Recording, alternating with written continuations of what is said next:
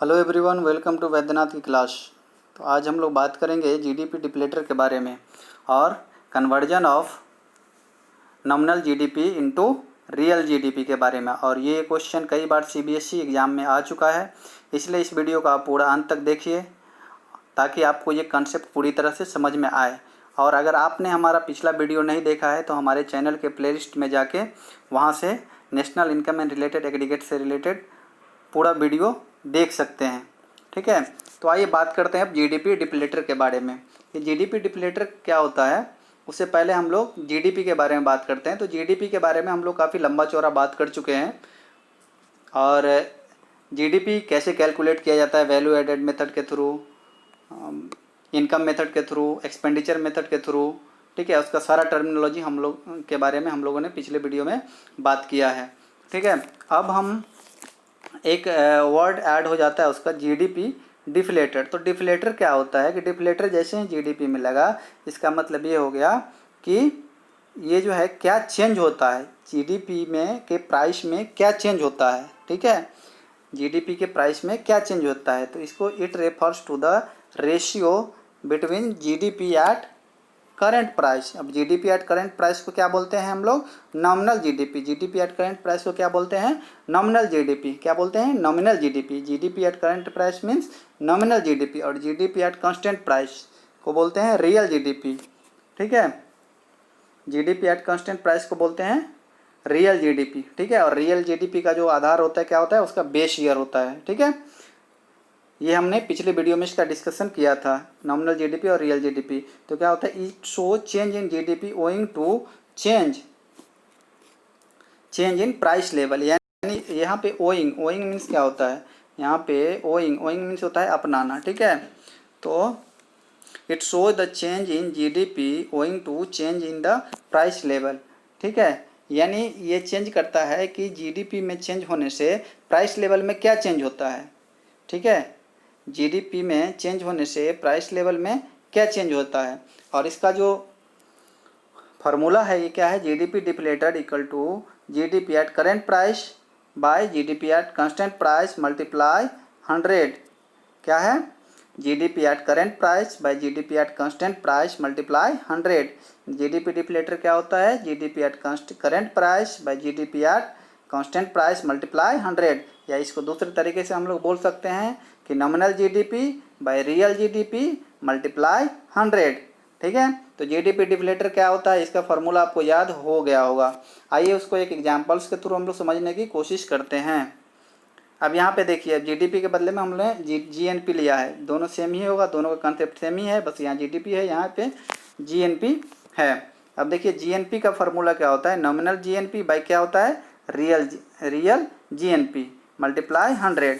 अब यहाँ पे एक, यहाँ पे देखिए, यहाँ पे क्या है, शर्ट है, कमोडिटी क्या है, शर्ट है, शूज है, बैग है। ठीक है, जिसका और ये जो है इसका क्वांटिटी कितना है, 5/3 है, 8 है, और करेंट प्राइस कितना है, 14 है, 30 है और 4 है। अब जो है इसका क्या होगा, इसका नॉमिनल जीएनपी यानी कि नॉमिनल जीएनपी यानी कि करंट प्राइस को इंडिकेट करेगा। तो करंट प्राइस पे क्या होगा, इसका मल्टीप्लाई इस ये 5 × 14 70, 3 × 30 90, 8 × 4 कितना होगा, 32। ठीक है, और इसका टोटल सम कितना हो जाएगा, 192 होगा। सिमिलरली क्वांटिटी सेम रहेगा, बेस ईयर हमने ये मान लिया, मान के चल रहे हैं कि 7 है, तो 5 और 7 कितना हो जाएगा, 35, 3 और 10 कितना हो जाएगा, 30 हो जाएगा, 8 और 2 कितना हो जाएगा, 16 हो जाएगा। ठीक है, टोटल को ऐड करने पे हमें कितना मिलेगा, 81 मिलेगा। तो अब हम देख रहे हैं कि क्वांटिटी जो है सेम है। ठीक है, ये क्वांटिटी सेम है, बस यहाँ पे क्या है, एक हमने प्राइस लिया करेंट ईयर पे, दूसरा प्राइस लिया बेस ईयर पे। करेंट ईयर पे अगर हम प्राइस लेते हैं तो ये क्या बताता है, नॉमिनल जीडीपी को, और ये बताएगा रियल जीडीपी को। तो यहाँ पे जो नॉमिनल जीडीपी है आपका कितना है, 192, और रियल जीएनपी कितना है, 81 है। तो उसको हम लोग फार्मूला पे फिट करेंगे। फार्मूला पे फिट करने के बाद ये क्या होता है, नॉमिनल जीएनपी और रियल जीएनपी।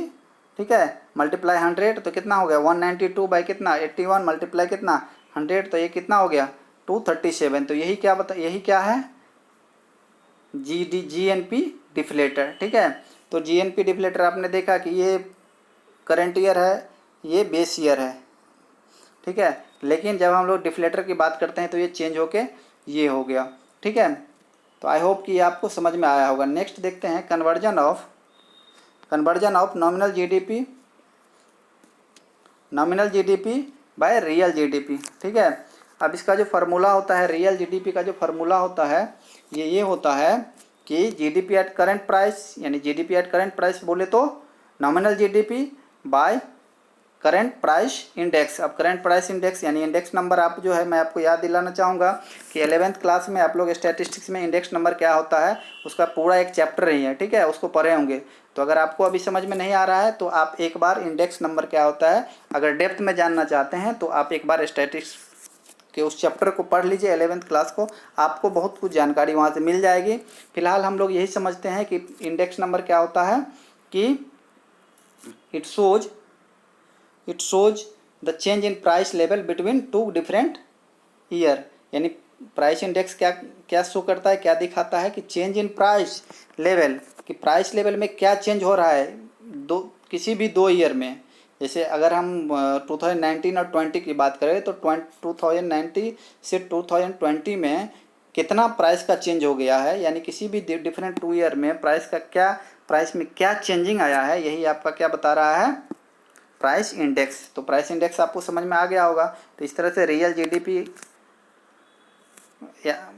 इक्वल टू क्या होता है, जीडीपी एट कांस्टेंट प्राइस और by real price index multiply 100। इसे हम लोग एक एग्जांपल्स के थ्रू समझने की कोशिश करते हैं। देखिए ये है कि 2001 में जो जीडीपी था वो कितना था, 100 करोड़ था। वही जीडीपी बढ़ के कितना हो गया, 2012 में हो गया 200 करोड़, ठीक है। यानी कि ये सीधे इसका क्या हो गया, डबल हो गया। किस पे, करंट प्राइस पे, ठीक है। और प्राइस इंडेक्स जो था जो 100 से बढ़ के 400 हो गया with in the same period. यानी कि 2001 में प्राइस इंडेक्स 100 था और 2012 में कितना हो गया, 400 हो गया। तो आप हमें क्या करना है, जीडीपी एट करंट प्राइस को कन्वर्ट करना है रियल जीडीपी में। Very simple. 2012 में हमारे पास क्या था, current GDP at current price कितना था, 200 करोड़, ठीक है। और इंडेक्स नंबर कितना था, 400, ठीक है। तो जीडीपी एट कांस्टेंट प्राइस का जो फार्मूला होता है क्या होगा कि GDP at current price by कितना, GDP in price index number multiply 100। तो ये 2020 ख़त्म, फिर ये हो गया 2 2 जा, और ये कितना हो गया 5, यानी कितना हो गया, ये 50 हो गया। अब देखिए, अब ये हमें यहाँ से हमें क्या समझने को मिलता है, हमें ये समझने को मिलता है कि जीडीपी एट करंट प्राइस जो था 2012 में वो डबल था किससे, 2001 से, यहाँ आप देख सकते हैं, ठीक है। अब जीडीपी एट कांस्टेंट प्राइस कितना था, 100 था 2001 में। अब ये रिड्यूस होके कितना हो गया है, अब ये रिड्यूस होके कितना हो गया, 50 हो गया है।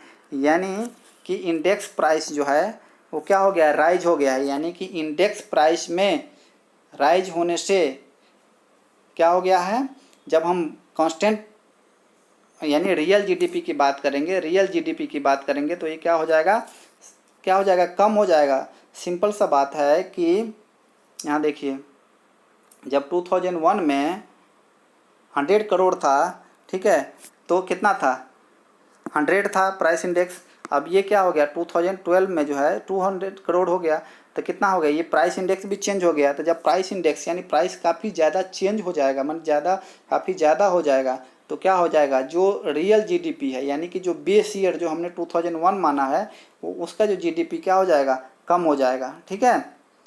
तो मुझे आई होप कि आप ये वीडियो आपको समझ में आया होगा कि रियल जीडीपी क्या होता है, नॉमिनल जीडीपी क्या होता है, जीडीपी डिफ्लेटर क्या होता है, और how to convert nominal GDP into real GDP, ठीक है। तो ये आपको समझ में आया होगा। अगर वीडियो अच्छा लगा तो लाइक कीजिए, शेयर कीजिए और हमारे चैनल को सब्सक्राइब कर लीजिए ताकि इस तरह का वीडियो आपको मिलती रहे। तब तक के लिए जय हिंद।